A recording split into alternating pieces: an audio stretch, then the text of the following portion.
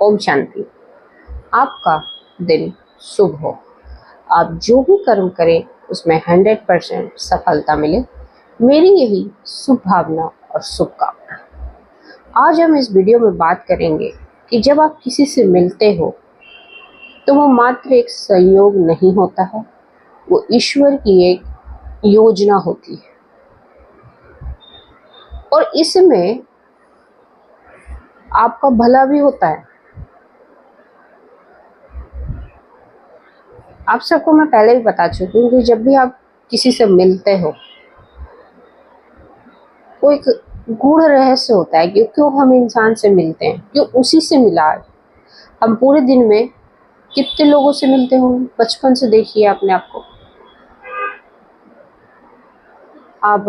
आपका जन्म होता है, आप सबसे पहले किससे मिलते हो? अपने माता पिता से मिलते हो, अपने भाई बंधु से मिलते हो, अपने रिश्तेदार से मिलते हो।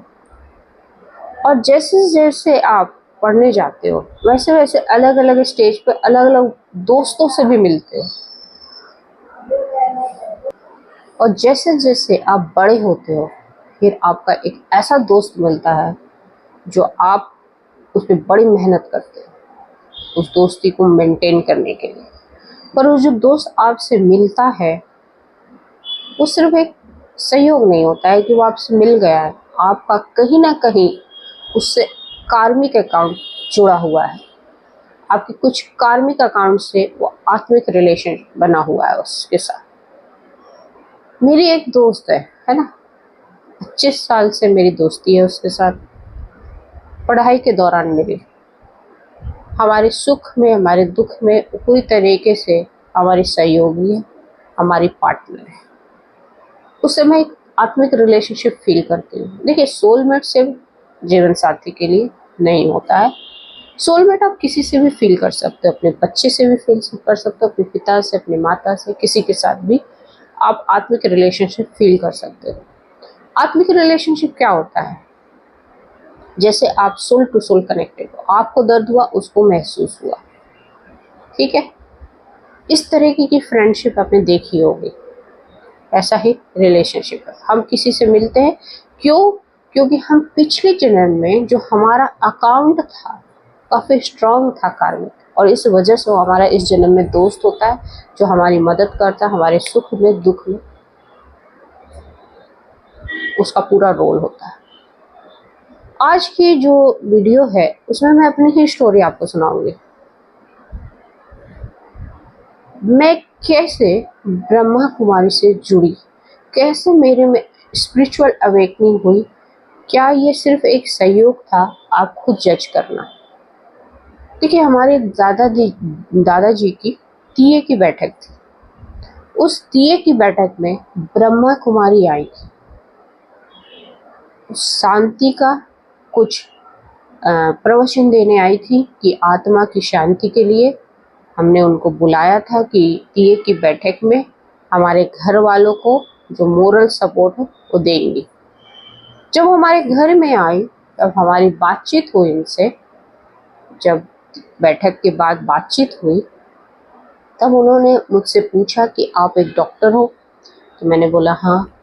तो हमारे जो माउंट आबू में ना डॉक्टर का एक कॉन्फ्रेंस चलता है। देखिए, वहाँ पे ना अलग अलग फील्ड के कॉन्फ्रेंस होता है, डॉक्टर्स का, सीए का, है ना, लॉयर्स का, मीडिया विंग, बिजनेस विंग, तो अलग अलग होता है। तो बड़े बड़े जो लोग होते हैं उनको आमंत्रित होते हैं जो ज्ञान में चलते हैं।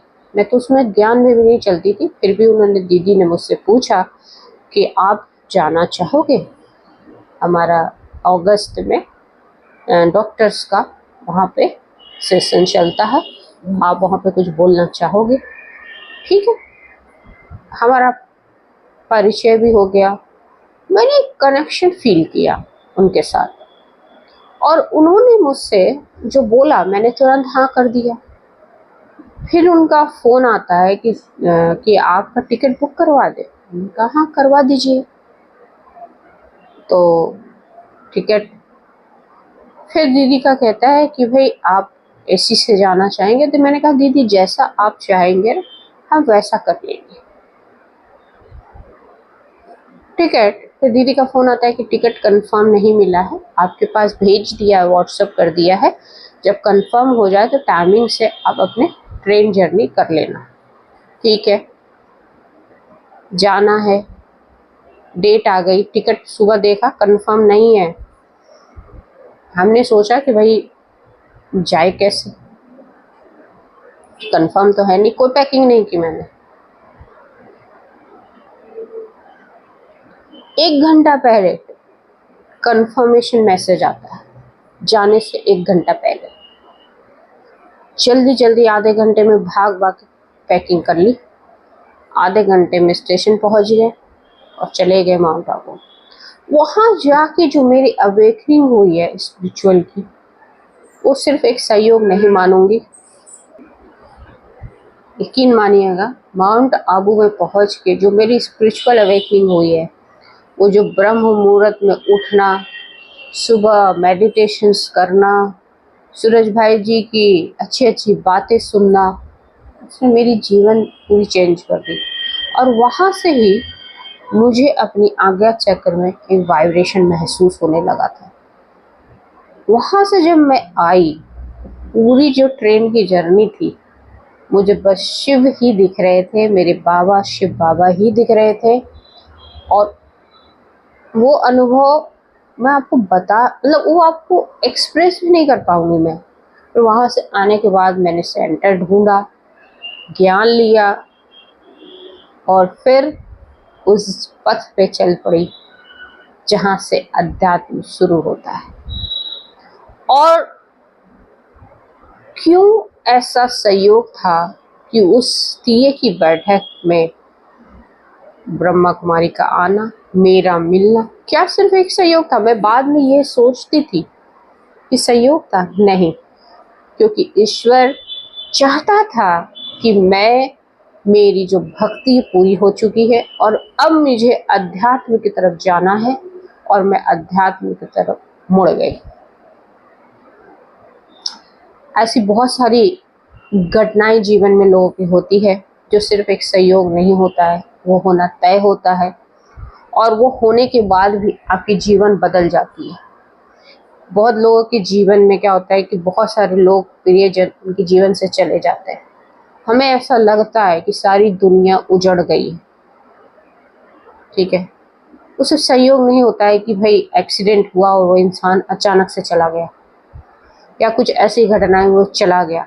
सब एक सोची समझी योजना के तहत होती है। और वो योजना कौन बनाता है?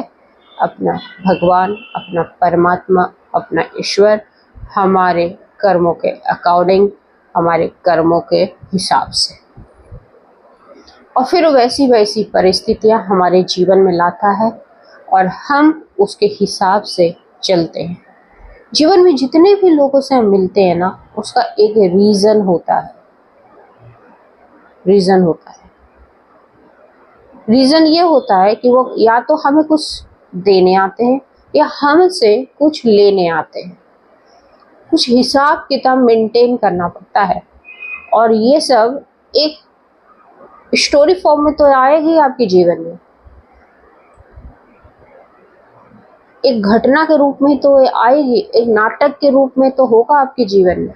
ऐसा तो नहीं है कि आप ऐसे ही मिल जाओगे। किसी को स्टोरी होगी, कुछ कर्म कर रहे होगे, अचानक से किसी का आया और आप अचानक आपने फील किया उस चीज़ को और आप उस दिशा में मुड़ गए। तो अचानक कुछ भी नहीं होता है, सब कुछ प्री प्लान्ड होता है। और प्री प्लानिंग कौन करता है? वो हमारे कर्म को देखते हुए प्लानिंग की जाती है कि इसको कब इस व्यक्ति से मिलवाया जाएगा, कब ये व्यक्ति इसकी मिलकर आपके जीवन में एक नया उजाला लाएगा, कब आपके जीवन से कौन सा इंसान जाएगा, इसका जाना तय है। देखो, जाना भी तय होता है, आना भी तय होता है, सब एक प्रॉपर सिस्टम से चल रहा होता है, जिसको हम योजना कहते हैं। सिस्टम से चलता है।